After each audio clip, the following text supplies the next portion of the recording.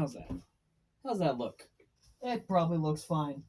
So as you can tell, I let the night get away from me. I am now in, I feel like a danger zone where I've been going really hard at the craft thing and I've been getting the craft thing done. I've been getting good work on it. But then I reach this quick period of burnout where I lose interest in the thing and I've been putting off other things. And then I put the thing to the side and then there it sits for months. And I'm trying not to let that happen. But that didn't stop me from getting into a Discord call and hanging out with friends since like 7 o'clock. Oops. Fortunately, we can bullshit.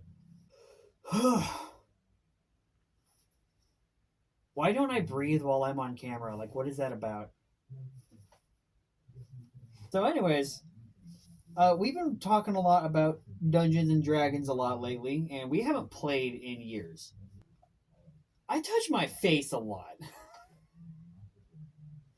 We haven't played in years, and we're really wanting to get back into it, play a good game of D&D. And so I'm reviving an old campaign. It's the campaign we were playing since before we stopped, and it's been a lot of fun. Like, I'm taking my breaks at work to read through books, go through notes, start crafting some things. And something I do want to talk about is to just read a book. Any kind of book, really. This is the book that I was looking at today, just the Monster Manual. Nothing. This is just the 5th edition Monster Manual. This is nothing fancy. But reading a book while you're trying to craft something else, especially craft a story, can help jog up some ideas. Let's flip to a random page. Okay, Incubus and Succubus and Sturge. What's a Sturge? You know, you hear a lot about Incubus and Succubus. Maybe you have an idea of what they are and what they do, but what the heck and stank is a Sturge? This horrid flying creature looks like a cross between a large bat and an oversized mosquito. Its legs end in sharp pincers, and its long, needle-like proboscis slashes the air as it seeks its next meal. Sturges feed on the blood of living creatures, attaching and draining them slowly. Although they pose little danger in small numbers, packs of sturges can be a formidable threat, reattaching as quickly as their weakening prey can pluck them off. Blood Drain. A sturge attacks by landing on a victim, finding a vulnerable spot, and plunging its proboscis into the flesh while using its pincer legs to latch onto the victim. Once a sturge has sated itself, it detaches and flies off to digest its meal. So it's a giant mosquito, right? Oh, beans. Land cards make great bookmarks.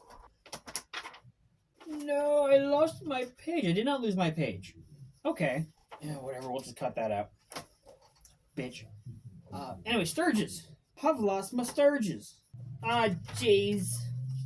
Alright, so, Sturges. It is a challenge 1/8, which, if I remember how challenge rating works correctly, that is like 2 of these can fight one level 1 party member, right? So they are just a weak little pissant.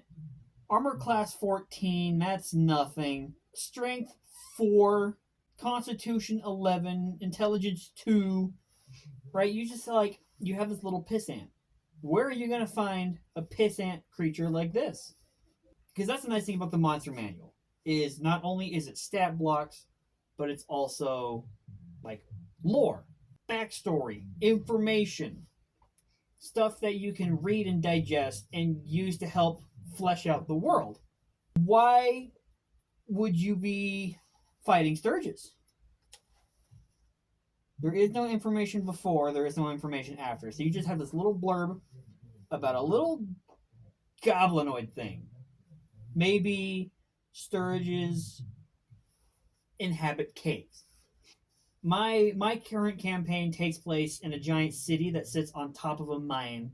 So there's a lot of like damp, dark, condensed places that bats hang out.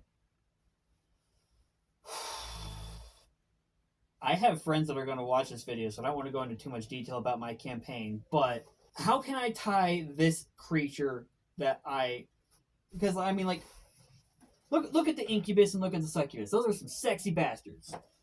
And you can easily and they're like a common creature. You can easily throw them into your story and make something out of them. But I've never heard of a sturge before. I've never heard of anybody using a sturge. What is a significant way that I can add this creature to my campaign? I have a nice little blurb about it. I have a little bit of an idea of where it could go. Maybe it's a forest creature. Maybe it doesn't have to be like this leathery bat thing. Maybe it can be like a parrot. There is a species of bird that lives on an island, like a small island. And this bird, it's a small bird, but it's a flightless bird. And it doesn't hunt insects. It'll go to larger birds and animals and cut a hole in them with their beaks and suck their blood. That's how they get their food. So you can apply real world knowledge like that with this creature. So you could recontextualize the sturge as like a parrot type creature that inhabits jungle biomes. You can combine real world knowledge with fictional knowledge, and it can be like informational text like this. Maybe you read a story that is like fascinating and captivating, and you want to take some of those aspects to add to your own design. Let's pick another one. Not lose my motherfucking page. Here, let's go to the beginning of the book. I never go to the beginning of the book. All the cool stuff is in the back of the book. Young shadow dragons. I forgot dragons take up a third of the book. Let's not do dragons. Not do dragons. Dryads and driders. I am drawn to the drider. Again, my area takes place in caves and dark areas, so dark and creepy is kind of the vibe right now. Drider. When a drow shows great promise, Lolth summons it to the demon web pits for a test of faith and strength. On rare occasion, a drider returns to the fringes of drow society despite its curse, most often to fulfill some long-standing vow or vendetta from its former life.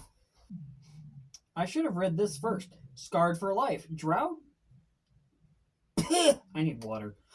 Drow transformed into driders return to the material plane as twisted and debased creatures. Driven by madness, they disappear into the Underdark to become hermits and hunters, either wandering alone or leading packs of giant spiders.